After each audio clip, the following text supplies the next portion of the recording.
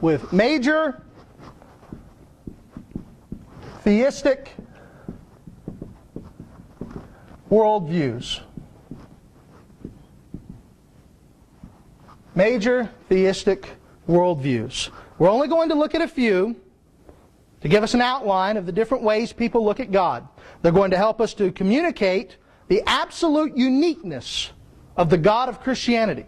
That's so important that we understand that the God we serve and the way that we serve Him and the way we understand Him is totally removed from any other way that people understand God in all the world. The Trinity is a unique understanding of God. So let's begin. Letter A is monotheism.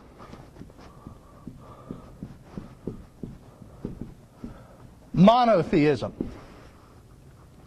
Monotheism, as defined by the dictionary, is simply the belief in one God. Mono, meaning one, refers to there being but one God in the entire universe. Normally, monotheists understand the God that they serve be the creator of all things, independent of anything else, solely and perfectly self-existing. That He needs nothing to create Him, for He is not created. He continues to exist based solely upon His own power. Now, there are three main monotheistic religions in the world. The first and oldest is Judaism. Judaism is the oldest monotheistic religion in the world. Then you have, following it, Christianity. Christianity is monotheistic. And then you have the youngest of the monotheistic, the big three. I'm speaking in general terms. I'm sure there are other smaller sects of monotheistic religions, but the big three begins with Judaism, then with Islam, then with Christianity, and then the youngest being Islam. We're going to see, however, that though these three all agree that God is one, they understand God in much different ways. And this difference in understanding God, especially in the Christian view of God being a Trinity, makes it impossible that all three of us serve the same one God. And many of you have probably heard that. Many of you have heard the claim that Allah is Yahweh.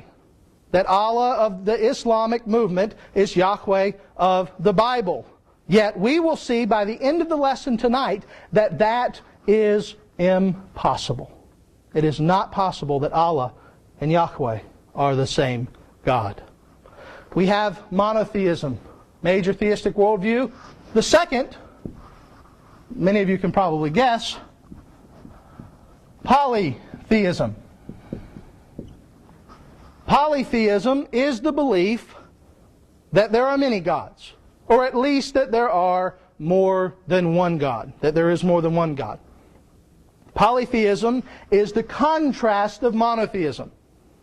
Polytheism is the contradiction of monotheism. You cannot have monotheism and polytheism at the same time, because you cannot have this and that both happening at the same time. The belief of polytheism is found in many cultures, including the Greek culture, which had the pantheon of gods. Examples of polytheism also come in smaller religions like Santeria, Voodoo, Shinto, and many of the folk religions are polytheistic. Any religion that would affirm the belief and worship of more than one God would be considered polytheistic. Now, the last one is one that I'm not sure many of you have heard of. Some of you may have, and it is called henotheism. And we see the first and we think, well, there can't be another category.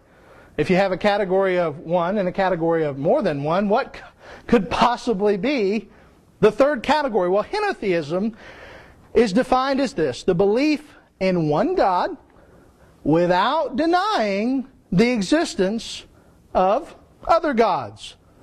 It's not as open as polytheism in regards to worshiping many gods, but at the same time, henotheism is not monotheism. It is essentially polytheism with a preference for one deity, or a mandate to worship one deity. So in a sense, in henotheism, you could have one God who is over the many gods. Or you could have one God who creates other gods. There is also, if you want to make a note, something called monolatrism. Monolatrism is not the same as henotheism, but it's very similar in this. Latria in the Greek is to, it means to serve or to worship. So the idea is, though there are many gods, there's only one that you worship. You understand?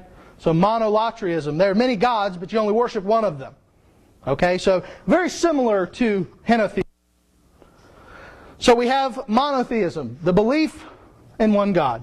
We have polytheism, the belief in many gods. And then we have henotheism, the belief in one God without the exemption or the exclusion of the possibility of there being other gods. Now, as I said before, this is not, by any stretch of the imagination, an extensive list.